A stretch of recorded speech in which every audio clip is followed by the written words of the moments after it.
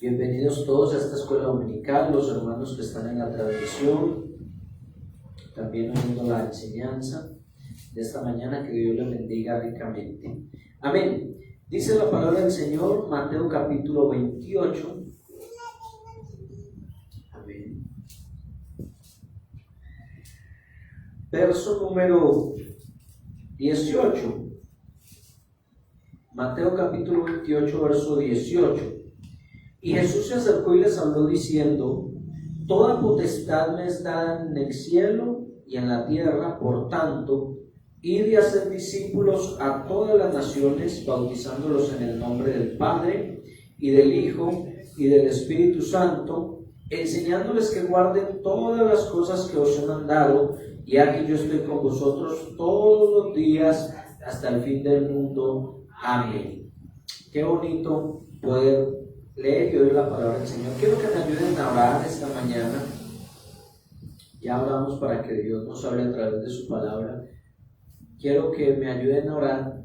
Hay un hermano mío que tuvo un accidente el día de antier y estaban por allá, salieron a un paseo, a un río, como que se tiró, se estaban tirando de una piedra al río y pues ya lo habían hecho a él, pero no sé cómo se tiró y cayó mal y se dio en la cabeza.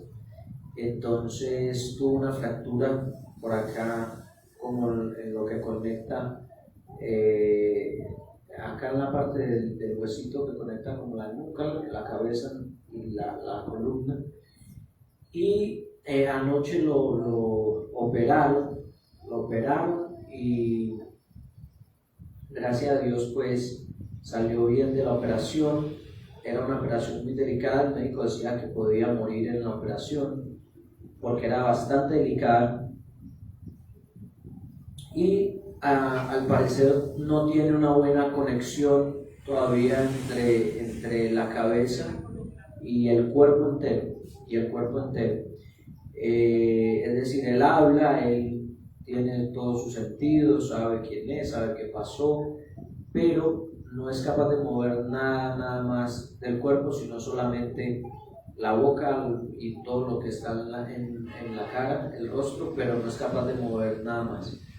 Entonces quiero que oremos por él, que Dios lo ayude. Gracias a Dios está vivo, porque él todavía no ha aceptado al Señor. Yo hablaba con mi mamá y le decía: lo grave no es en sí el que nosotros partamos, lo grave sería partir sin el Señor. Yo le decía: puede ser que Dios utilice esto para que él atienda a la voz de Dios. No es la mejor forma, ¿verdad? Pero yo creo que Dios puede utilizar también todo lo que le pasa a uno en la vida para que uno recapacite. A veces uno como que no asienta cabeza y llega un momento donde uno dice: bueno, en verdad en esta vida, ¿qué tiene valor sino la salvación? Si él se hubiera muerto en vez de haber quedado vivo, entonces ¿qué hubiera logrado? Y ahí es donde la Biblia dice: ¿de qué le sirve al hombre que gane todo el mundo entero y su alma se pierda? Puede ser el que más haya avanzado y a la final no logró nada, pero gracias a Dios él está vivo, le hicieron la operación, le fue bien. Me gustaría en algún momento poder compartir nuevamente con él el Evangelio, lo he hecho varias veces, pero ojalá él pueda atender a la voz de Dios. Entonces yo quiero que oremos. Ya él está bien. La oración sería que Dios dirija la vida de él. No sabemos si va a poder volver a mover el cuerpo o no. Puede ser que lo haga, pero no importa. Lo importante es que Dios le dé paz, que él pueda encontrar tranquilidad y saber qué es lo que sigue de aquí en adelante, qué él va a hacer con su vida y con la oportunidad que Dios le da de que todavía esté vivo. Amén. Señor, oramos por mi hermano Alexander esta mañana. Gracias te doy porque le has preservado la vida y porque mientras hay vida y esperanza, Señor, él todavía tiene esperanza de ser salvo. Y yo te pido que allá en ese hospital donde él está, él pueda pensar, él pueda meditar en todas las cosas grandes que tú has hecho en su vida. Tú has sido muy bueno con él, le has guardado la vida muchísimas veces. y una vez más vuelves a hacerlo. Gracias porque él salió bien de la operación y gracias porque podemos invocar tu nombre a favor de él. Yo te pido que tú lo salves, Señor. Lo más grande que tiene un ser humano en esta tierra es la salvación de su alma, y yo te pido por la salvación de mi hermano. Salva a Alex, enséñale tu camino, muéstrale tu misericordia. Si es tu voluntad que él vuelva a caminar, dale fuerzas para que lo haga. Si esa no es tu voluntad, ayúdalo a comprender, Señor, que la vida y la salvación es más importante que todo, y que él, Señor, ha sido bendecido con todavía estar vivo y poder, Señor, atender a tu palabra y a la salvación de su alma. Gracias por ser tan bueno con nosotros, porque nos guardas y nos bendices siempre. En el nombre de Jesús. Amén. Siéntense, hermanos, por favor. Vamos esta mañana a meditar en la palabra del Señor. Saludamos también por ahí a la hermana Santa, que debe estar viendo la transmisión, no pudo venir hoy, pero qué bueno que también pues tenemos estos medios por los cuales puede oírse la palabra del Señor. Amén. Vamos a aprovechar entonces el tiempo, hermanos, y vamos a meditar esta mañana bajo el lema poniendo en claro nuestra misión. Y nuevamente, los cultos misioneros estamos trabajando apuntando al objetivo 4 que tenemos de este año, y es el crecimiento numérico. Amén. De eso estamos hablando en cada culto misionero. Yo creo que al finalizar el año algo lograremos con los objetivos que nos hemos planteado. Amén. Ojalá nosotros tomemos un compromiso con estos objetivos que tenemos, y vamos a ver que muchas cosas van a cambiar. Amén. Cuando uno se va comprometiendo con una visión, una causa, pues muchas cosas cambian. En este caso, pues tenemos las misiones, y tenemos que tener claro cuál es el objetivo de las misiones. Amén. ¿Cuál es nuestra misión como iglesia? Las misiones no son un sentir del hombre, sino que son un sentir de Dios. Es decir, no es el hombre quien inicia y dice, bueno, yo quiero llegar a otros países. No, es un sentir de Dios, el cual nosotros lleguemos a todos los países del mundo, a todas las personas, sin importar su cultura, su raza, porque el hombre normalmente, esa no es la visión del hombre. La visión del hombre muchas veces es quedarse ahí tranquilo, cómodo donde está, ¿sí o no? Pero la visión de Dios sí es que el evangelio llegue a todo lugar. El lugar entonces donde se encuentra el ser humano es la ocasión relevante para la salvación. Solo para aquellas personas que tienen sed, la oferta de agua sería una dicha. Solo para quienes tienen hambre, la oferta de alimento sería una maravilla, ¿verdad? ¿Cuántas veces usted ha estado lleno y le ofrecen comida? Por buena que esté, usted dice, no, estoy lleno, no, pero un poquito. ¿Qué pasa cuando usted acepta esa oferta estando lleno? Termina mal usted, ¿y para qué yo me puse a comer más si ya yo estaba lleno? Pero si usted tiene un hambre, hermano, que se come un león, entonces le ofrecen comida y usted dice, bueno, claro que sí. Pero si usted tiene una sed, la sed es más cansona que el hambre.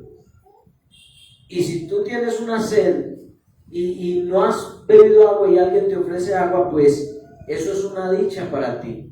Así que la situación de cómo está el hombre delante de Dios es lo que hace que la oferta del evangelio sea en verdad una bendición. Hoy quiero que notemos entonces que el hombre tiene una condición de pecador, pero Dios es quien está interesado en salvarlo. Amén. Y esto lo llevará a cabo por medio de la iglesia, bajo el poder del Espíritu Santo. Es decir, la salvación del ser humano, Dios la va a realizar a través de la iglesia. Y el hecho de que haya un ser humano condenado o un ser humano que está en condenación es lo que le da sentido a la oferta que tenemos nosotros del Evangelio. Cuando nosotros llevamos el Evangelio, solamente será de bendición para aquellos que han entendido su estado. Así que la misión es un trabajo, es una función o un encargo que una persona debe cumplir. La misión es un deber, es lo que se debe o es a lo que se dedica una persona y una empresa. La misión es hacia lo que uno se proyecta, lo que uno desearía, lo que uno quisiera conseguir. Pero la misión es a lo que uno se dedica. ¿Qué tú haces? Esa es la misión. ¿Qué tú haces? ¿A qué tú te dedicas día tras día? Pues entonces tenemos que entender cuál entonces sería la misión de la iglesia. Primero, la misión de la iglesia es amar a Dios sobre todas las cosas, lo hemos visto en otras oportunidades, es amar a Dios sobre todas las cosas, y lo segundo es amar al prójimo como a uno mismo. Es el gran mandamiento y esa es la misión de la iglesia. No hay nada más importante que ese mandamiento y no hay nada más importante en la misión de la iglesia que esas dos cosas. Cuando uno estudia la palabra de Dios, uno se da cuenta de que la Biblia, para uno comprenderla, primero tiene que iniciar en Dios. ¿Quién es Dios? ¿Cuál es la naturaleza de Dios? ¿Cómo es Él? ¿Verdad? Cuando uno entiende quién es Dios, la otra gran importancia o doctrina que uno debe conocer en la Biblia es quién es el hombre, para poder entender cuál es la relación de Dios con el hombre, porque la Biblia en su totalidad trata de eso, de la relación que Dios ha tenido con el ser humano.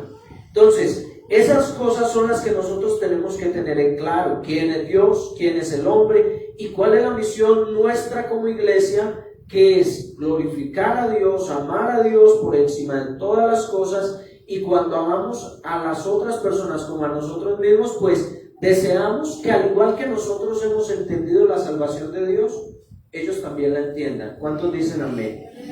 ¿Sí me están siguiendo ahí? ¿Vamos bien? Hoy sí tengo mucha sed, ¿sí vio? Hazme el favor, amor, muchas gracias. Entonces, Jesús se acercó y les habló diciendo: toda potestad me es dada en el cielo y en la tierra. Por tanto, id y hacer discípulos a todas las naciones, bautizándolos en el nombre del Padre y del Hijo y del Espíritu Santo, enseñándoles que guarden todas las cosas que os he mandado. Y aquí yo estoy con vosotros todos los días hasta el fin del mundo. Amén. Para comprender la importancia de este mandamiento, debemos entender entonces lo que decíamos ahorita. Primero, el estado o la condición espiritual del hombre. Cuando el hombre pecó, Dios buscó al hombre en medio de su confusión y en medio de su pecado. Génesis capítulo 3, verso 9 dice: mas Jehová Dios llamó al hombre y dijo: ¿dónde estás tú? Cuando leemos este texto, el hombre ya pecó. Y aparece la Biblia diciéndonos que Jehová llama al hombre y le hace una pregunta: ¿dónde estás tú? Dios sabía la ubicación geográfica del hombre. Es decir, ¿dónde estás tú? No es que Dios no supiera dónde estaba el hombre. Él sabía dónde ellos estaban.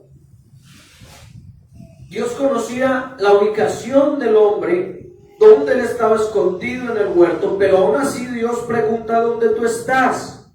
Algunos han hecho esta pregunta, una pregunta filosófica o una pregunta espiritual, analizando el estado o el alma del hombre, ¿verdad? Los filósofos, usted ve, yo no sé si a usted le gusta la filosofía, hay gente que no le interesa eso nada, y hay algunos que nos gusta un poquito, no sabemos mucho, pero nos gusta. Pero los filósofos siempre entonces han preguntado qué es el ser humano, y quieren responder de una manera filosófica. Bueno, ¿quién soy yo? Esa es una pregunta filosófica que muchos filósofos no la pueden responder. Piensan mucho y se dicen que eso no tiene respuesta. Entonces, ¿quién soy yo? El conocimiento y otras muchas cosas, pero en esta pregunta, ¿dónde estás tú?, es muy importante saber que el hombre en su pecado ha rebajado muchos de los estándares morales y éticos de Dios que siempre han acompañado a la sociedad. Por estos días se han estado hablando en nuestro país, acá en República Dominicana, ha habido muchas discusiones acerca del aborto. A lo mejor usted ha oído algunas de ellas. Lo que me parece triste es que se tenga que estar buscando tantos argumentos para que la vida sea respetada y sea defendida. Es decir, ahora para uno defender la vida, tiene que buscar una cantidad de argumentos y cuidado. Tienen que ser argumentos muy, muy buenos. Y usted tiene que tener un cuidado de cómo usted habla para que la vida sea respetada. ¿Por qué? Porque el ser humano ha bajado el estándar de Dios. Y hay gente que ya simplemente todo lo critica, nada le parece, y ellos quieren hacer lo que ellos quieran. Entonces, en nuestro país se ha estado tratando, por ejemplo, acerca de 3 causales que pueden ser una ocasión, una oportunidad para el aborto. Bueno, sí, ¿qué pasa si una mujer ha sido violada? Aprobamos el aborto en estos casos. En el caso de incesto, ¿qué pasa si el niño viene mal formado? ¿Qué pasa si tiene algún problema? Lo matamos. ¿Ah? Porque aunque ese término ellos no lo quieren usar, esa es la realidad. ¿Cierto que sí? Ellos dicen interrupción. No es interrupción del embarazo, no es interrupción de nada. Están interrumpiendo una vida, están matando un ser humano. Pero ¿qué tanto tenemos que discutir nosotros como sociedad para poder defender a los que son más indefensos? ¿Sí o no? En ocasiones yo les he dicho, por ejemplo, viene el niño malformado o viene con síndrome de Down y dicen, no, mire, tiene un problema el niño y es un problema. Ay, va a ser un problema ese niño. El padre tiene el niño crece y luego lo llevan a los Juegos Paralímpicos y allá en los Juegos Paralímpicos ese niño que tiene síndrome de Down sale corriendo hacia una meta, cruza la meta y todo el mundo lo está aplaudiendo y todo el mundo lo felicita. Pero ¿quiénes lo están felicitando? Los que tiempo atrás dijeron que lo mataran, que no servía. ¿Me hago entender? Porque nosotros no queremos manejar un estándar que Dios ha dado. Ya Dios ha dado un estándar para la vida. Y la vida delante de Dios es lo más valioso y tiene que ser respetada. Todos debemos aprender a respetar la vida. Entonces, siempre hay condiciones donde vemos que el hombre en su pecado ha caído muy bajo. No solamente en estos temas, en muchos otros temas. El hombre ha caído muy bajo por causa de su pecado y Dios ha preguntado, ¿dónde estás tú? ¿Cuál sería la condición si esa pregunta fuera a hablar en verdad del estado espiritual del hombre? ¿Cómo está el estado espiritual del hombre en este tiempo? Qué bueno que volvamos a la palabra de Dios y dejemos que sea ella quien nos siga diciendo cuál es el estado y cuál es la condición en la que está el hombre, porque la Biblia tiene algo que decir al respecto. Nosotros podríamos discutir mucho si esto, aquello está bien o está mal, pero la Biblia es nuestro estándar y ella es la que dice, es la palabra de Dios, sea Dios veraz y todo hombre mentiroso. El hombre miente, el hombre engaña, pero Dios es un Dios veraz, Él es la verdad. Y dice la palabra de Dios en Eclesiastés 7:29, he aquí, solamente esto he hallado, que Dios hizo al hombre recto, pero ellos buscaron muchas perversiones. Escuche eso. He aquí solamente esto he hallado, que Dios hizo al hombre recto, pero ellos buscaron muchas perversiones. Porque hay quienes también entonces quieren acusar a Dios. Ay, y es Dios el que me hizo así. No es Dios el que te hizo así. En una ocasión compartían una vez por el grupo de la iglesia una imagen que estaban preguntando sobre ella por el grupo de la iglesia de los jóvenes a nivel nacional. Entonces un joven nos compartió una imagen donde aparece un dibujito como del diablo discutiendo con Dios. Y el dibujito que representa al diablo, que no es así como siempre lo han pintado, pero ese es el dibujo que lo representa, ya usted sabe, con cacho y cola. El dibujito que representa al diablo está hablando con Dios y le dice, tú me creaste a mí. Y Dios le dice, sí, yo te creé a ti. Entonces él dice, por consiguiente, tú eres el creador del mal, no yo. Es decir, como que el diablo está poniendo la culpa en Dios, ¿verdad? Y está diciendo, a mí se me acusa de que yo soy el que hago las cosas malas, de que todo lo malo en el mundo pasa por culpa mía. Pero fuiste tú quien me creaste. Sí, fui yo quien te creé. Entonces el problema ya no es mío, el problema es tuyo porque tú fuiste el que me creaste. Pero precisamente en esa imagen se está ignorando algo, que Dios no creó al diablo. Dios creó tanto a los ángeles y todo lo que Él hizo en la creación lo hizo bueno, incluyendo al ser humano. Pero el ser humano ha buscado muchas perversiones. ¿Por qué ha buscado muchas perversiones? Porque Dios no creó robots, Dios creó personas morales, personas que pueden elegir, personas que pueden discernir, que pueden escoger. Y Dios no te ha obligado a ti a hacer nada de lo que tú has hecho en tu vida, ¿o sí? No. Pero la palabra de Dios viene para que nosotros nos enfoquemos en qué es lo que Dios desea para nosotros. Tú le puedes decir a un hijo, mira, eso está mal, eso no lo hagas así. Y puede ser que incluso tú obligues a tu hijo en los primeros años porque él no entiende. Y hay que ayudarlo, ¿sí o no? Y hay que obligarlo a que no haga muchas cosas. Hay gente que dice, no, hay que dejarlo hacer lo que sea, sí, lo que sea. Y cuando él tiene un tenedor y se lo va a meter ahí a la luz eléctrica, tú porque lo obliga a que no le meta el tenedor. No, porque se va a matar, porque él no tiene la capacidad de escoger. Pero entonces uno puede ayudar a los niños hasta cierta etapa, pero llegará un momento donde serán ellos los que van a decidir sobre su vida. Dios hizo al ser humano bueno, recto, lo hizo puro, pero la Biblia dice ellos buscaron muchas perversiones. Y si uno analiza cómo está el mundo en cuanto a las perversiones, uno se da cuenta de que ese texto es verdad. El ser humano, hermano, ha buscado perversiones, cosas que no son malas, son perversas, ¿cierto? Son demasiado de malas. Ahora, si predicamos la salvación, es porque hemos reconocido que existe una condenación, ¿sí o no? Lógicamente hablando, si yo predico la salvación es porque entiendo que existe una condenación. Aunque eso pareciera como tan normal, tú hablas con un testigo de Jehová y él te dice que la condenación no existe. Tú podrías preguntarle, ¿y entonces salvación de qué están predicando? Yo muchas veces lo he hecho. Yo le he dicho, ¿y entonces de qué nos salvamos si no hay condenación? En realidad, si nosotros aceptamos que la salvación existe, es porque estamos aceptando que hay una condenación. Si es así, entonces estamos ofreciendo, si no es así, si no hay condenación, cuando nosotros anunciamos el Evangelio de salvación, es como si le estuviéramos ofreciendo una pintura a un ciego, una obra de arte a un ciego. Eso de pronto a él no le va a interesar, porque ¿para qué? Él no puede contemplarla, él no puede mirarla.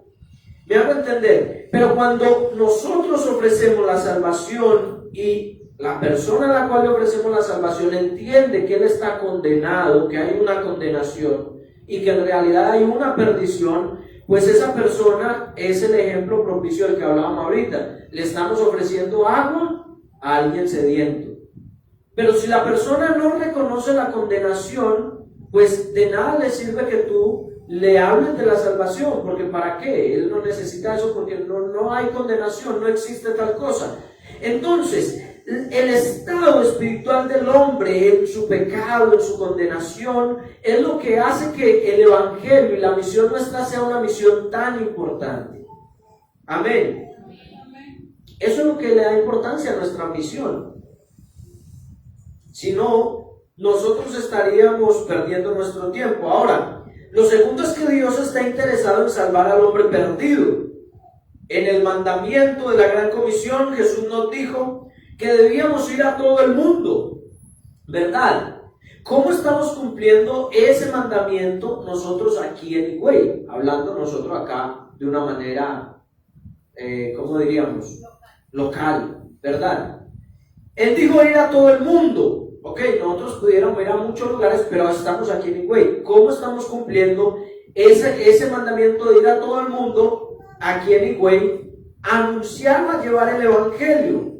Debemos tener una urgencia por compartir el Evangelio con los hombres perdidos. Nota lo que dice Pedro.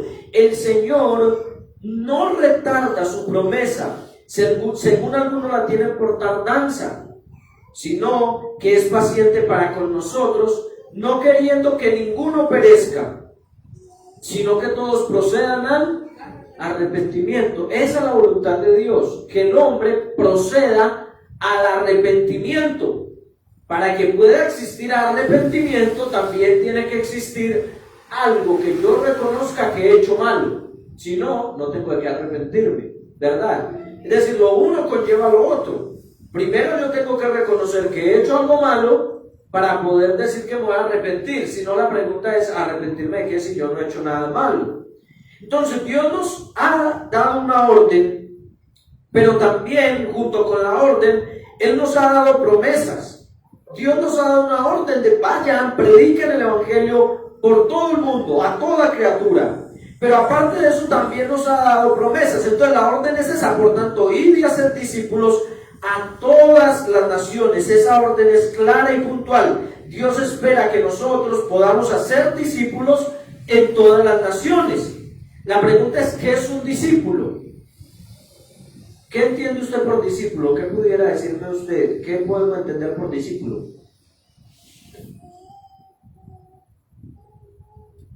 Porque todos miran a Joan, dígame Joan. Discípulo mío, Joan. Mal discípulo. No, bien, buen discípulo. ¿Es un qué? Un aprendiz, alguien que aprende. Persona que recibe enseñanzas de un maestro o que sigue estudios en una escuela y defiende dichas enseñanzas. No solamente una persona que dice, bueno, yo he oído eso, yo he aprendido de tal, sino que él se compromete con esas enseñanzas y él defiende esas enseñanzas. Ahí es un discípulo. Si él no está comprometido con esas enseñanzas, no es discípulo todavía. Él ha oído, sí, él ha escuchado, pero él no se ha comprometido con esas enseñanzas. Entonces nosotros tenemos un reto muy grande y es poder hacer discípulos. El discípulo, dice el Señor, no es superior a su maestro. ¿Ah? El discípulo no es superior a su maestro. Casi siempre se dice, bueno, no, hay un dicho que dice, no, el discípulo supera al maestro. Pero el Señor dice, no, el discípulo no es superior a su maestro, mas todo el que fuere perfeccionado será como su maestro. ¿Por qué el discípulo no es superior a su maestro? Porque normalmente el maestro, si es supermaestro, usted verá que es una persona que siempre está avanzando. Y aunque el discípulo avance, no va a tener cómo alcanzarlo. Porque el maestro está siempre aprendiendo, está creciendo para poder ayudar a crecer al discípulo. Ahora, si ese discípulo se deja perfeccionar, será como su maestro, dice el Señor. Nosotros debemos tener esta marca y debemos marcar claramente nuestra senda, porque nosotros hemos sido enseñados por el Señor y nosotros estamos enseñando a otras personas. Hay personas que van a seguir nuestras pisadas. Y si nosotros estamos claros, siguiendo las pisadas del Señor, ninguno se va a perder. Porque yo voy detrás de mi maestro y hay otros que vienen detrás de mí. Pero en realidad todos somos discípulos del mismo maestro, porque todos estamos apuntando a seguir las pisadas de Cristo. Si yo como maestro me desvío de las pisadas de Jesús, el discípulo que entendió que lo que estábamos siguiendo era Jesús, él dice, bueno, ese se desvió, pero en realidad mi maestro es Cristo. Yo sigo las pisadas de Jesús. Por eso nosotros tenemos que ser muy claros de cómo nosotros estamos siguiendo a Cristo Jesús. Porque eso es lo que va a marcar la diferencia de cómo otras personas también lo van a seguir.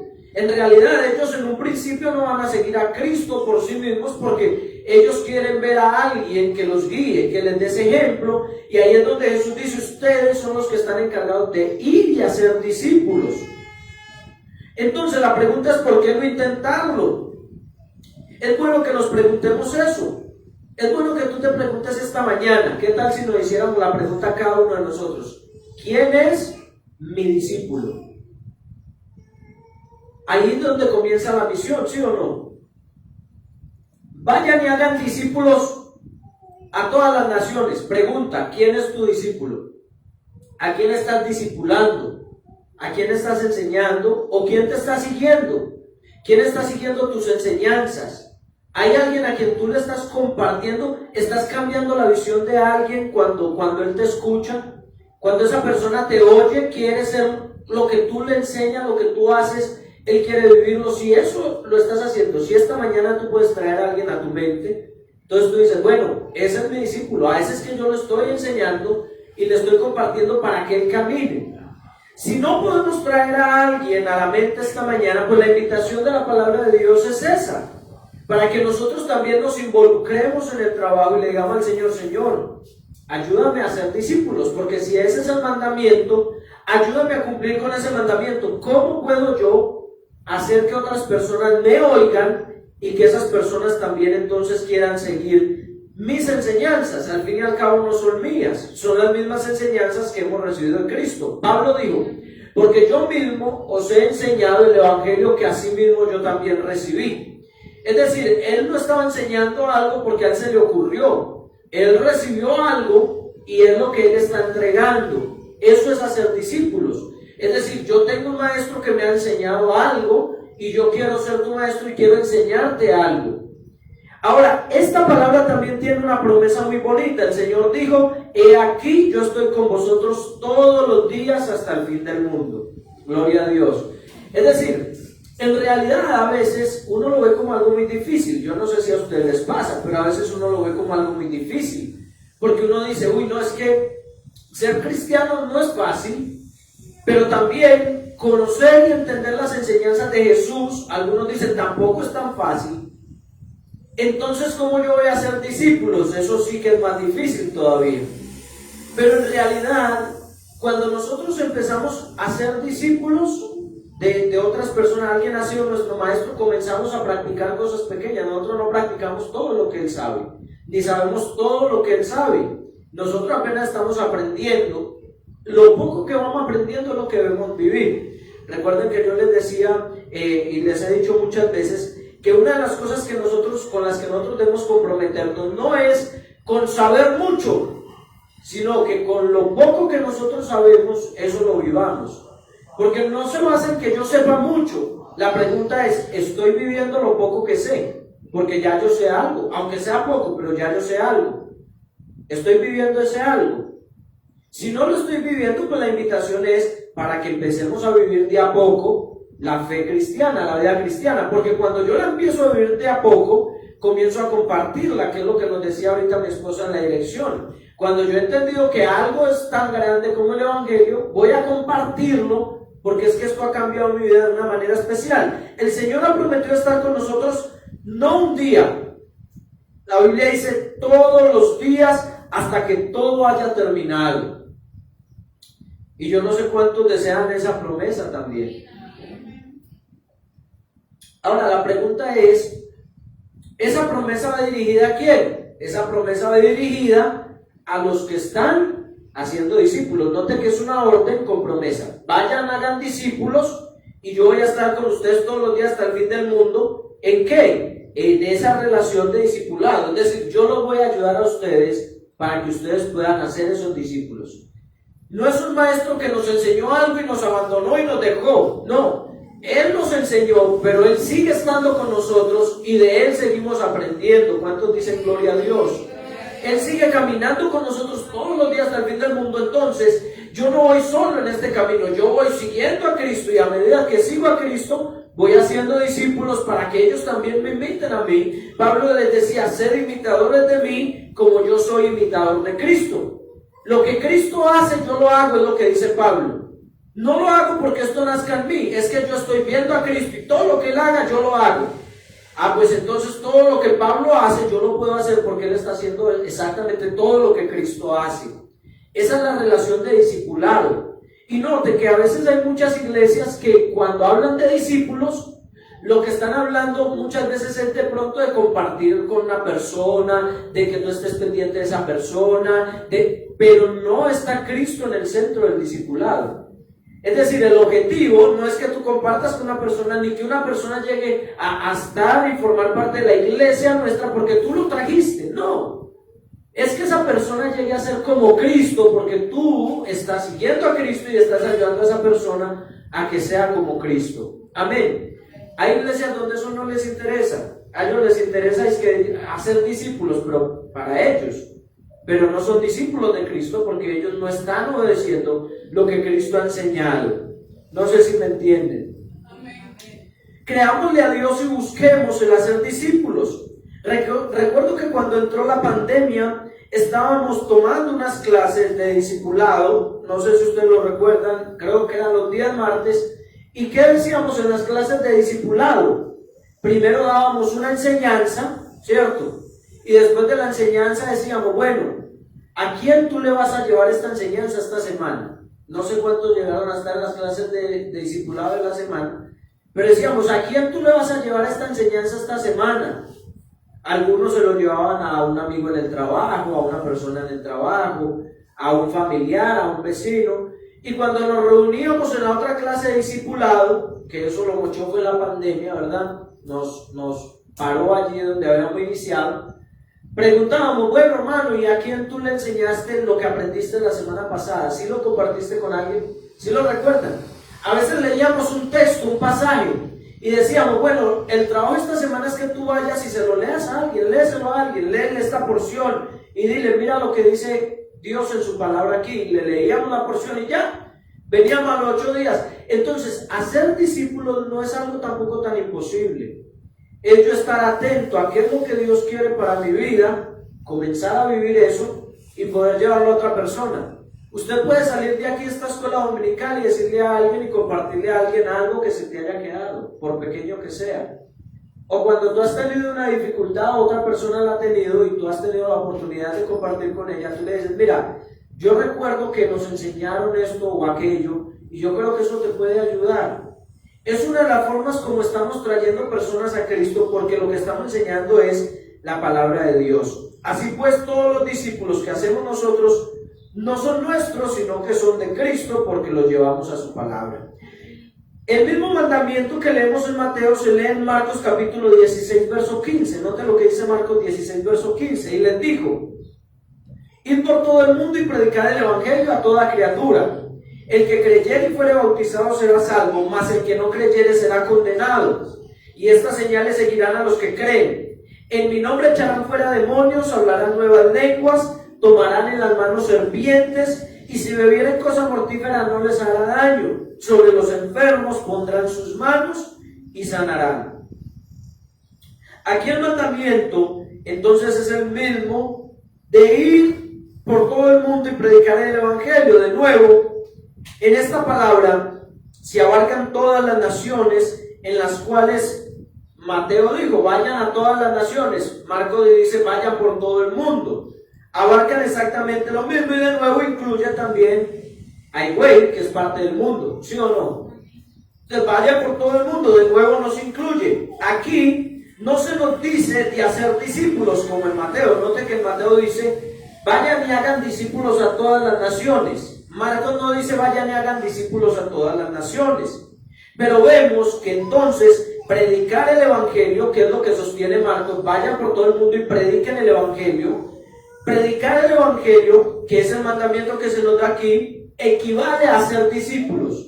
Es decir, que predicar el evangelio no solamente es decirle a alguien que Dios lo ama, sino que sacar tiempo para enseñarle el evangelio de Cristo a esas personas. Y de seguro el evangelio no podrá ser enseñado en 5 minutos o en 3 minutos. Es decir, predicar el evangelio entonces no es llevar un tratado y decirle a alguien, mira, Dios te ama, y decir, ya yo prediqué el evangelio. No, predicar el evangelio equivale a ser discípulos también.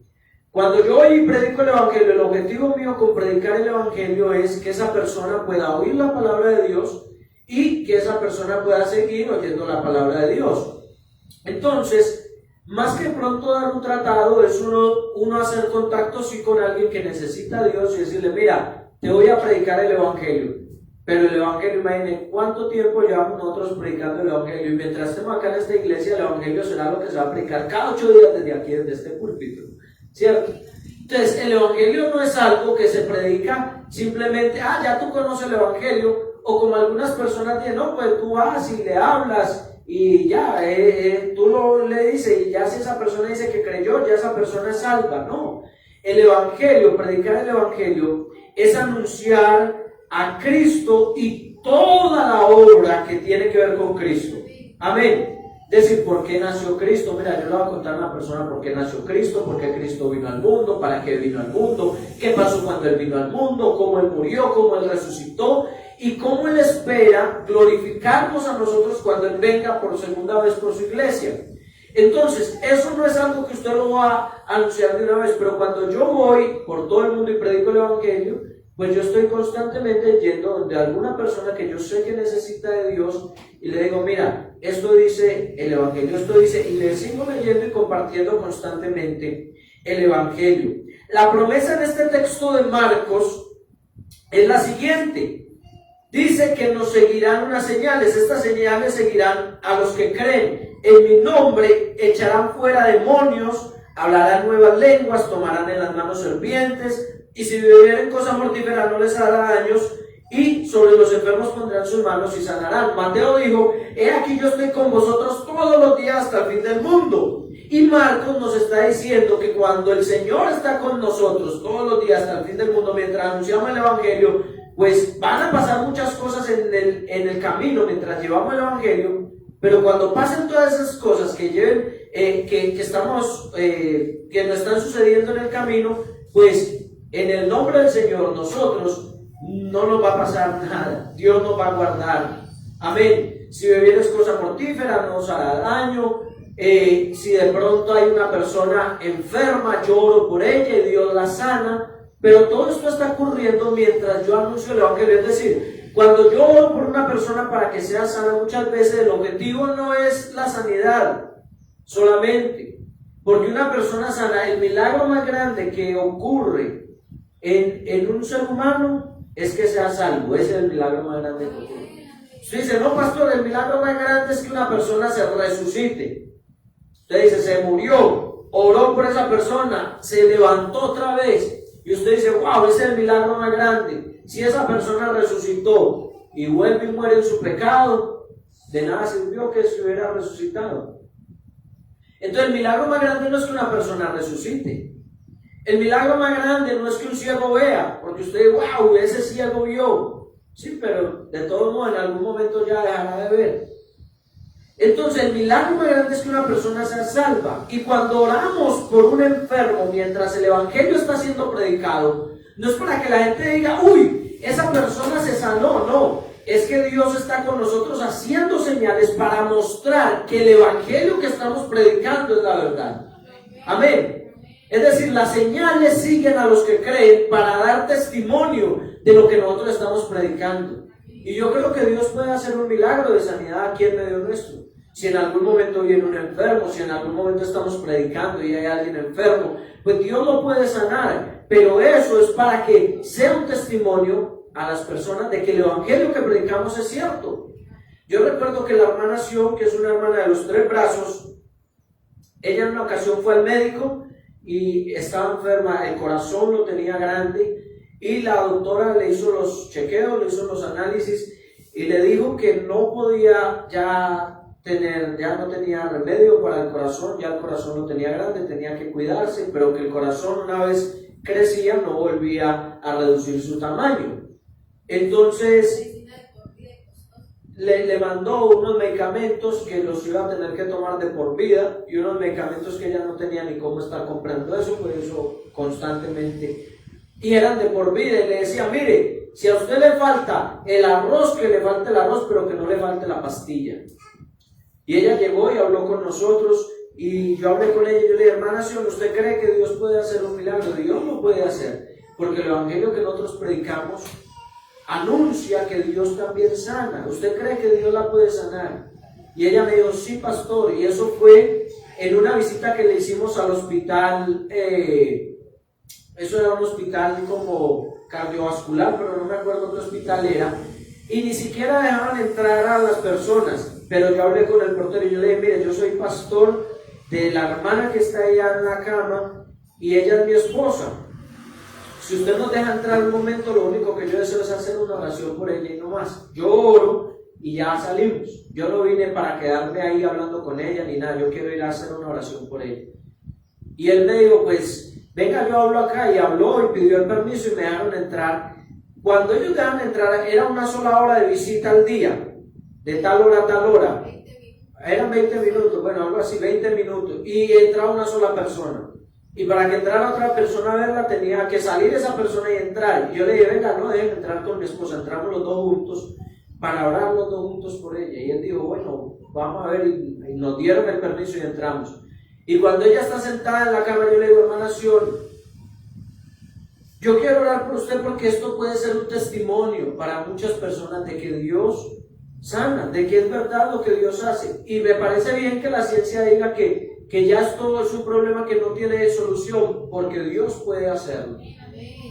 Y oramos por ella, y cuando oramos por ella, ya no fuimos, luego ella salió del hospital, y a los días ella tenía que ir a una revisión para que le chequearan nuevamente el corazón. Cuando le chequearon el corazón, ella llegó donde mí me dijo, pastor, la doctora me chequeó el corazón y me revisó, y los análisis dicen que tengo el corazón otra vez normal, lo tengo en el tamaño normal. Yo le dije, ay, hermana Sion, qué bendición. Y ella me decía, sí, pero yo todavía no quiero decir nada, porque la doctora me dijo que eso era imposible. La doctora me dijo, no, mire, eso es imposible. Algo tuvo que haber salido mal en esos análisis. A los 6 meses, venga, que le vamos a volver a hacer otro análisis. Entonces ella dijo, la doctora me dijo que dentro de 6 meses tengo que regresar, tengo que volver para volverme a hacer los análisis, porque eso no es normal. Algo salió mal en los análisis, porque eso no puede ser cierto. Ella comparando los análisis anteriores con los que tenía en la mano. Yo le dije, hermana Sion, pues de todos modos, esperen los 6 meses y vaya, para que cuando usted vaya, la doctora vea que eso sí puede ser cierto. Entonces, cuando ella fue a los 6 meses que le hicieron los chequeos, la doctora se quedó asustada y le decía, venga, ¿y qué fue lo que usted hizo? Porque el corazón suyo otra vez está en el estado normal. Y ella le dijo, no, mire, nosotros tenemos un Dios muy grande, gloria a Dios. Y eso fue un testimonio para toda la familia de ella, que la familia de ella se burlaba de la hermana Sion cuando comenzó a asistir a nuestra iglesia. Y le decían que para qué ella iba por allá, que esa iglesia de locos, que no sé qué, y una cantidad de cosas, ¿sí o no? Una iglesia colombiana, cuando menos piensen, la encontramos picadita en un saco, le decían. Pero Dios obró. Y fue un testimonio para toda la familia de ellos, de que Dios sí hace milagros. Hermano, Dios puede hacer cosas grandes en nuestra vida. Dios todavía lo hace. ¿Cuánto lo creen? Amén. Y Lucas vuelve y registra lo mismo y dice que se predicase en su nombre el arrepentimiento, el perdón de pecado en todas las naciones, comenzando desde Jerusalén. Y vosotros sois testigos de estas cosas. He aquí yo enviaré la promesa del Padre sobre vosotros. Pero quedaos en la ciudad de Jerusalén hasta que seáis investidos de poder de lo alto. Otra vez el mandamiento es que se predicase, pero ahora Lucas dice en su nombre el arrepentimiento y el perdón de pecados. Eso es lo que predicamos nosotros al predicar el Evangelio. Consideramos que el hombre está perdido y lo que él necesita es arrepentirse para que sus pecados le sean perdonados. Pues en el nombre de Jesús nosotros predicamos que hay arrepentimiento, lugar para el arrepentimiento, y que hay lugar para el perdón de los pecados. Amén. Pero también aquí hay otra promesa y les dice, quédense en Jerusalén hasta que sean investidos de poder de lo alto. Se manifiesta de que el Señor entonces los mandó a ser discípulos mientras predicaban el Evangelio, pero antes de eso ellos debían de ser investidos de poder de lo alto. Y esa promesa vuelve y se repite en Hechos capítulo 1 verso 8, dice, pero recibiréis poder cuando haya venido sobre vosotros el Espíritu Santo, y me seréis testigos en Jerusalén, en Judea, en Samaria y hasta lo último de la tierra. Aquí Jesús vuelve a hablarles a ellos de la necesidad de que ellos fueran investidos de poder de lo alto. Y yo quiero decirle una cosa, a veces nosotros no avanzamos en hacer discípulos, es porque nosotros todavía no hemos buscado que Dios derrame el poder del Espíritu Santo sobre nosotros. Por eso el lema que tenemos este año que pusieron es un lema propicio, ser llenos del Espíritu Santo y cada uno gane uno. Lo primero es ser llenos del Espíritu Santo. Él no les dijo, vayan por todo el mundo. No quiero decir con esto de que una persona que no esté llena del Espíritu Santo no pueda hablar el Evangelio, no pueda testificar el Evangelio, no pueda decir las verdades de la palabra. No, lo que estoy diciendo es que cuando Dios comienza a derramar el poder de su Espíritu Santo, hermano, eso hace un impacto que hace que la iglesia comience a hablar de Cristo, que la iglesia anuncie a Cristo. ¿Sabe por qué? Porque Él les dijo, me seréis testigos testigos. Un testigo es alguien que está ahí presenciando la verdad y que lo que él está diciendo no es porque otro se lo dijo, no, es porque él lo vio, él lo vivió, él es un testigo de eso. Es lo mismo que cuando hablamos de la llenura del Espíritu Santo hablando en otras lenguas. Cuando yo hablo de la llenura del Espíritu Santo hablando en otras lenguas, hay iglesias que enseñan que eso es una locura, que eso es doctrina de demonios, que eso no es verdad. Cuando nosotros hablamos de eso, nosotros podemos decir que es verdad porque nosotros lo hemos recibido y sabemos que eso ha venido de Dios. No es que nos lo enseñaron, no hicimos un curso para aprender a hablar en lenguas como hacen en algunos lugares o dicen algunas personas. Diga así, y le enredan la lengua y le enredan el cerebro y se le enreda todo, claro. Repítalo, no, esto no es de repetir nada. Esto es de que Dios puede bautizarte con el poder del Espíritu Santo y ya, amén. No es de repetir nada. Entonces, una iglesia llena del poder de Dios es una iglesia que puede hacer la obra que el Señor quiere que nosotros hagamos, amén. Porque, hermano, nosotros no miramos al Señor y le decimos: Señor, tú tienes que hacer algo especial tiene que hacer Dios en la obra aquí en Higüey.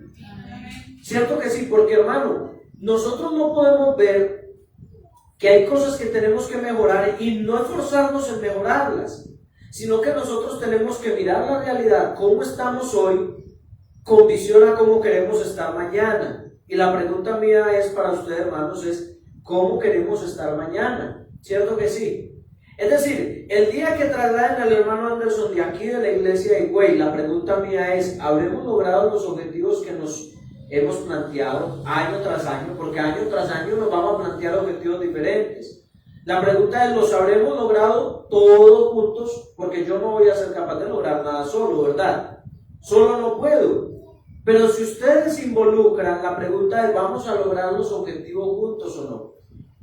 Entonces, cuando uno ve ¿cuál es la realidad nuestra hoy aquí en Higüey? Usted dirá, bueno, somos una iglesia pequeña. Esa es nuestra realidad, ¿sí o no? Somos una iglesia que estamos todavía en una sala de una casa. Esa es nuestra realidad.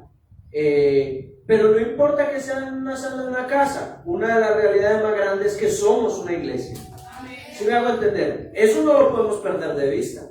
Porque las iglesias en el Nuevo Testamento, ¿dónde empezaron? En las casas. Entonces, no es que porque estamos en la sala de una casa no seamos una iglesia, lo somos. Pero la pregunta es, esta iglesia que Dios tiene aquí en Higüey, ¿hasta dónde quiere llegar? ¿Qué queremos lograr nosotros como iglesia en Higüey? ¿Hacia dónde nos visionamos? Porque nosotros podemos seguirnos reuniendo cada 8 días, acá los que estamos y ya. Y decir, bueno, gracias a Dios, la palabra muy bonita, o nosotros podemos decir, no, algo nos falta como iglesia. Nos hace falta más búsqueda de Dios, nos hace falta más llenura del Espíritu Santo de Dios. Hace falta que Dios sea el que dirija la obra, gobernando en nuestros corazones. Dios todavía bautiza con el poder del Espíritu Santo. Nosotros tenemos que ser una iglesia llena del poder del Espíritu Santo. Y con esto quiero terminar. Cuando una iglesia busca a Dios y se llena de su presencia, está logrando los objetivos que se proponen. Cuando una iglesia, hermano, empieza a buscar a Dios, usted ve que todas las cosas se hacen más fácil. Y uno dice, mire, nos propusimos tal cosa, ¿y cómo lo logramos? Dios lo hizo. Nos propusimos a esto, Dios lo hizo. Cuando una iglesia se propone a buscar a Dios y lo hace el grupo entero y se pone como meta, el objetivo es la presencia de Dios, pues entonces Dios comienza a orar en esa iglesia. Solo podremos hacer la misión que tenemos por delante si permitimos que Dios comience a orar primero en nosotros. ¿Queremos que Dios ore en otros? Permitamos que Dios primero comience a orar en nosotros. ¿Cuántos dicen amén? Amén. El 9 de abril de 1906 se inició un avivamiento en una calle de Los Ángeles llamada Susa. A lo mejor ustedes han oído hablar de esto. Y en diciembre del mismo año se enviaron a África por lo menos unos 13 misioneros que salieron de la ciudad de Los Ángeles en Estados Unidos. Es decir, Dios inició en 1906, el 9 de abril, casi que estamos ajustando cuántos años, 121 años, ¿verdad? Cuando entremos a este 9 de abril. Es decir, casi hace 121 años atrás.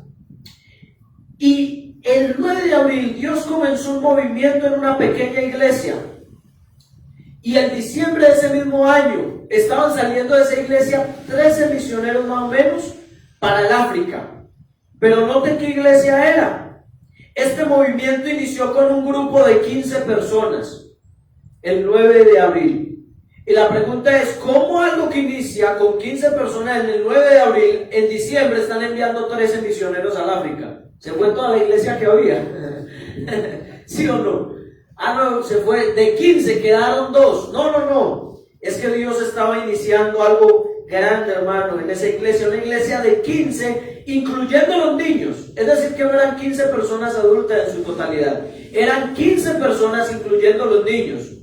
Si nosotros analizamos la hora que nosotros tenemos acá en Higüey, las personas que normalmente nos congregamos, oyen la palabra, somos más de 15 personas, aunque todavía somos 8 bautizados en agua, pero los que nos reunimos constantemente, incluyendo los niños, pasamos un grupo más grande que este grupo de 15 personas. Ellos eran 15 personas, incluyendo los niños, y ellos comenzaron a orar a Dios para que Dios derramara su Espíritu Santo.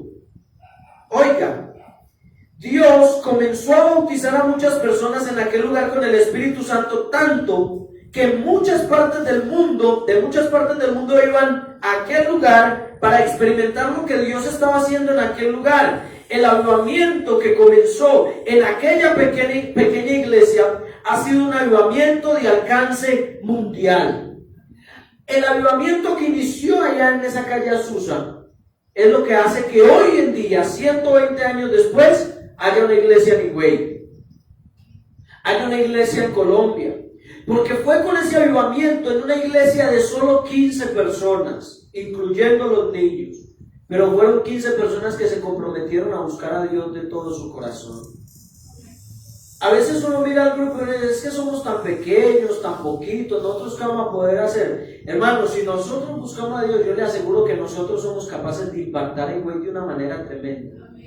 Porque no es sino que la gente se empiece a dar cuenta que Dios está obrando en medio de nosotros, que el Espíritu Santo está derramando en medio de nosotros, que las personas que vienen a esta iglesia son cambiadas y transformadas. Y usted verá que no tendremos mucho ni que salir. Las personas que fueron a la calle Azusa en Estados Unidos cuando Dios inició este mover, dan testimonio de que muchas personas viajaban de un país hasta allá para ver qué era lo que estaba pasando, porque era algo impresionante. Y cuando había personas que llegaban a la esquina, la iglesia estaba ubicada allí, un grupo pequeño que inició igual en una sala de una casa, y la gente que llegaba a la esquina caía de rodillas en la calle hablando en otras lenguas y todavía llegara al salón. Dios los bautizaba con el poder de su Espíritu Santo. Eran amigos, eran muchos otros creyentes, y Dios los bautizaba con el poder del Espíritu Santo. No importa que nosotros seamos un grupo pequeño, si buscamos el corazón y la presencia de Dios, le pedimos que le inicie entonces un avivamiento en nosotros. Yo creo que nosotros vamos a poder cumplir la misión de hacer muchos discípulos acá en Higüey. Se dice que el 25% de cristianos en el mundo son pentecostales o carismáticos. El 25% de creyentes en el mundo. Y el crecimiento en este movimiento es de 19 millones de personas por año. Es decir, en el análisis que han hecho del movimiento pentecostal o del movimiento carismático, que lo incluyen ahí también, dicen que más o menos 19 millones de personas se adhieren al movimiento pentecostal o carismático cada año. O sea que nosotros formamos parte también de ese movimiento pentecostal. Cada año, ¿cuántos vamos nosotros a bautizar este año? ¿Cuántos vamos a ganar este año? ¿Cuántos van a formar parte de ese movimiento? De esos 19 millones que por año se convierten. Ahora, esto es una cifra tomada de un escrito que se escribió en el 2006. Puede ser que este dato ya haya aumentado. Pero entonces, nosotros somos parte de ese movimiento. Sabemos que no solamente es ser pentecostal lo que nos caracteriza, sino que tenemos una doctrina, amén, que el mundo debe conocer la doctrina del Dios único. Esa doctrina también nos caracteriza, porque hay muchos pentecostales que no conocen el nombre de Dios, nosotros lo conocemos. Entonces, nosotros tenemos una doctrina del Dios único y debemos seguir predicando el mensaje de salvación. Que vea, yo le digo, hermano, usted compara la enseñanza que nosotros tenemos de la Escritura con la enseñanza que dan en muchas iglesias, sin importar que también sean pentecostales, y le aseguro que no se acercan a la Escritura, no se acercan a la palabra de Dios. Nosotros no podemos volvernos como algunos pentecostales que se han vuelto legalistas y han exigido un parámetro más alto que el bíblico. Ellos tienen un parámetro más alto que el bíblico, porque los parámetros y las exigencias que ellos tienen en su denominación, en su congregación, no tienen cómo sostenerlas en la Biblia. Simplemente son cosas que ellos las han mandado y son ordenanzas, pero ellos se han vuelto legalistas. ¿Por qué? Porque han creído que es el estándar que ellos han puesto lo que va a llevar a las personas a la salvación. Pero hay otros que se han vuelto muy liberales también. Y entonces todo lo pueden hacer y todo es permitido, y han desechado muchas veces los principios bíblicos. Pero nosotros somos una iglesia, hermanos, que tenemos que ir a la Biblia. No necesitamos poner más reglas que lo que la Biblia dice. Ya, lo que la Biblia está, si en la Biblia está, es lo que necesitamos vivir. Pero tampoco podemos dejar por detrás o por de menos lo que la Biblia dice. Este movimiento de salvación se ha celebrado, dice, en más de 113 países, es decir, lo que Dios comenzó a hacer con los pentecostales, o donde nace el movimiento pentecostal en Azusa. Todo eso, dice, se celebró en más de 113 países cuando llegó el centenar, cuando cumplieron los 100 años en 2006, por personas que han sido alcanzadas por el Evangelio. Y se desprende de este grupo de 15 personas donde Dios comenzó a hacer una obra. Es decir, hoy en día, todo el que usted diga que es pentecostal, piense en lo que inició en 1906. Todos arrancan ahí, no arrancan de otro lado. Es decir, aunque uno dice no, porque hay gente que lo que quiere ir siempre, cuando hablan del nacimiento de su iglesia, lo que quieren ir es a los apóstoles. Y no, porque mi iglesia lleva 2000 años, porque es desde los apóstoles. No es que nos refiramos a eso, porque el movimiento pentecostal inició, fue por ahí, por los años 1906.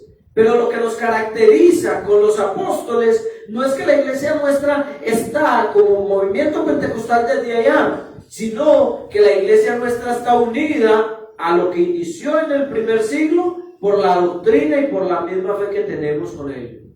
¿Me hago entender? No es que usted tiene que demostrar, como intentan alguna iglesia, a ver, el primer papa de la iglesia suya, ¿cuál fue? Y ellos dicen, no, el primer papa fue Pedro. No, eso es mentira, eso no es verdad, ¿sí o no? Porque cuando usted analiza la historia, el primer papa está como en el año 300 y punta. Ahí es donde ellos tienen y pueden explicar que nació el primer papa. Pero aunque sea desde el 300 y algo, lo que hace que una iglesia sea verdadera no es que yo pueda explicar cómo tenemos una conexión histórica hasta el año primero o hasta el siglo primero, sino cómo nosotros tenemos una conexión bíblica con lo que ellos enseñaron. Eso es lo que nosotros tenemos que hacer. Y termino leyéndote esta frase o estas frases que encontré allí en este libro por la esposa de aquel hombre que escribió el libro. Decía: el fuego todavía desciende. Decimos, la gente no quiere a Dios, no les importa. Tratamos y tratamos, no se dan cuenta que estamos allí. Estamos firmes en la compasión de Dios y en el amor que Él probó. Aún así, dejamos de creer que Él todavía puede conmover. Levántate, oh creyente, levanta tu cabeza. La voz de la verdad te llama. Dios no está muerto, la gente está buscando. Muéstrale la senda, recuérdate amarlos, recuérdate orar. Porque desde la distancia Dios todavía suavemente te llama. La guerra todavía está violenta, el fuego todavía desciende. Amén. Qué bueno que nosotros podamos orar esta mañana y decirle: Señor, ayúdanos a hacer esa luz aquí en Higüey, a poder traer a otras personas la verdad. Pero hermano, antes de llegar a la gente de afuera, Dios tiene que llegar al corazón nuestro. Amén. Porque somos nosotros los que vamos a ser discípulos, pero tenemos nosotros primero que comprometernos con Dios. Estén en pie, vamos a orar esta mañana. Vamos a darle gracias a Dios por su palabra. Hay un mandamiento y ese mandamiento está acompañado de una promesa. Vayan, hagan discípulos a las naciones, yo estoy con ustedes todos los días hasta el fin del siglo. Prediquen el evangelio por todo el mundo y estas señales los van a seguir. En mi nombre echarán fuera demonios, hablarán nuevas lenguas. Si comieren o bebieren algo mortífero no les hará daño, tomarán en las manos serpientes. Estas señales los van a seguir. Pero también Él les dijo, quédense en Jerusalén hasta que sean investidos de poder de lo alto. Y luego me van a ser testigos en Jerusalén, en Samaria, en Judea, en Samaria y hasta lo último de la tierra. Qué bueno decirle al Señor, Señor, ¿por qué no derramas tu Espíritu Santo en la iglesia de Higüey? Ayúdanos, Señor. Que esas cosas que hemos identificado, que debemos cambiar, que aquellas cosas que hemos identificado en las cuales debemos vivir, que nosotros podamos cambiarlas, Señor. Somos un número pequeño, una iglesia pequeña, pero eso no quiere decir que tú no puedas hacer una obra grande a través de nosotros. Yo creo que tú puedes hacer una obra poderosa a través de nosotros. Como esa obra que inició, Señor, allí en la calle Azusa, con un grupo de tan solo 15 personas, donde habían niños, donde habían personas que se pusieron a buscar tu rostro, que se pusieron a buscar tu gloria, tu presencia. Y tú comenzaste a derramar, Señor, el poder de tu Espíritu Santo. Cómo es increíble que el mismo año en que esto inicia, ya se están enviando misioneros, se están abriendo otras obras. Yo creo que lo que necesitamos, Señor, es que el Espíritu Santo se derrame en esta iglesia. Es que el mover de tu Espíritu Santo, que tu palabra que es verdad, nos inunde, Señor, que tu palabra que es verdad nos dirija. Yo te pido que esta mañana tu palabra que está siendo predicada entre en nuestro corazón, que nosotros como iglesia aquí en Higüey nos preguntemos qué queremos lograr aquí en Higüey, a quiénes queremos alcanzar, que podamos preguntarnos, Señor, de qué manera vamos a contribuir al trabajo de tu obra. ¿Qué tú puedes hacer, Señor, aquí en Higüey con esta iglesia, este número tan pequeño? ¿Qué tú puedes hacer? Yo creo que tú puedes hacer cosas muy grandes. Yo creo que tú puedes iniciar un avivamiento en nosotros. Despiértanos, Señor. No permitas que mientras tantas personas se pierden, nosotros estemos tan tranquilos. Que nosotros que hemos conocido la verdad, no nos esforcemos por trabajar y vivir en esa verdad. Ayúdanos, Señor, a que nosotros podamos vivir en tu palabra. En el nombre poderoso de Jesús de Nazaret. Si fueras al campo podrías mirar las flores marchitas al pasar. Mirando la hierba podrías pensar que mucho trabajo tú tendrás. Si ves al perdido, háblale de Dios, cuéntale lo grande de su amor. Seremos amigos al comenzar en esta bella labor. Los campos están blancos y los obreros ¿dónde están? Tú y yo podemos ir a trabajar, hay muchas almas por salvar. Los campos están blancos y los obreros ¿dónde están? Y tú y yo podemos ir a trabajar, hay muchas almas por salvar. Los campos están blancos y los obreros ¿dónde están? Tú y yo podemos ir a trabajar, hay muchas almas por salvar, hay muchas almas por salvar. Danos crecimiento espiritual y danos un crecimiento, Señor, en número de personas que lleguen al conocimiento de tu verdad, personas que sean salvas por la predicación de tu palabra. Ayúdanos a que como iglesia aquí en Higüey podamos crecer, Señor, que los que estamos hoy aquí presentes podamos ser impactados por el poder de tu Espíritu Santo y por la obra que tú haces en nuestro corazón.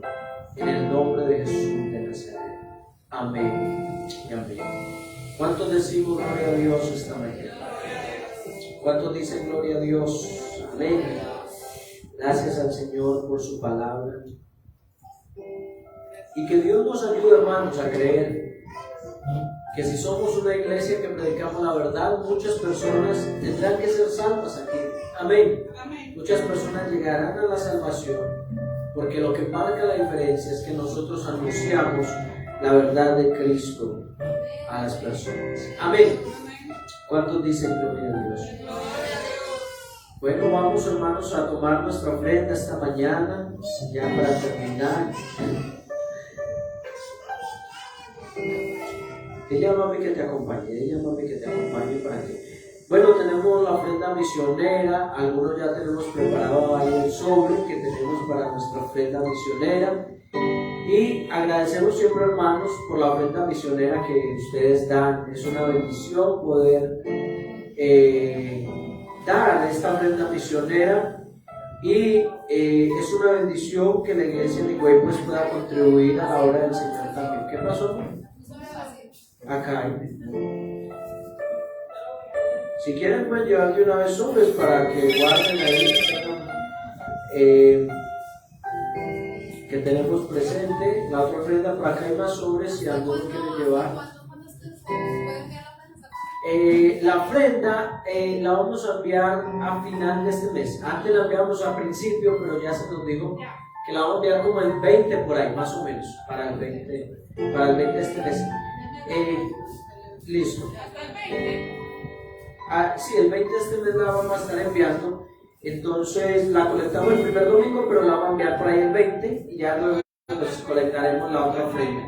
Amén. Entonces, hermanos, les agradecemos la paz del Señor para todos. El martes, recuerden que vamos a iniciar un estudio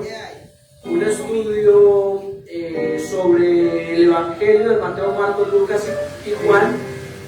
Y dijimos que vamos a iniciar el día. Recuerden que quedamos en el día. Algunos pueden el domingo en la mañana y otros el martes. Y en realidad yo analicé y pregunté, los que pueden el domingo no pueden en realidad el martes, y los del martes no pueden el domingo en la mañana. Entonces voy a ver si damos la clase en los 2 días. Y uno de esos días la grabamos, de modo de que si en alguno de los 2 días no se pudo dar la clase, pues entonces esa clase que quede grabada para que las otras personas la vean grabada. ¿Listos?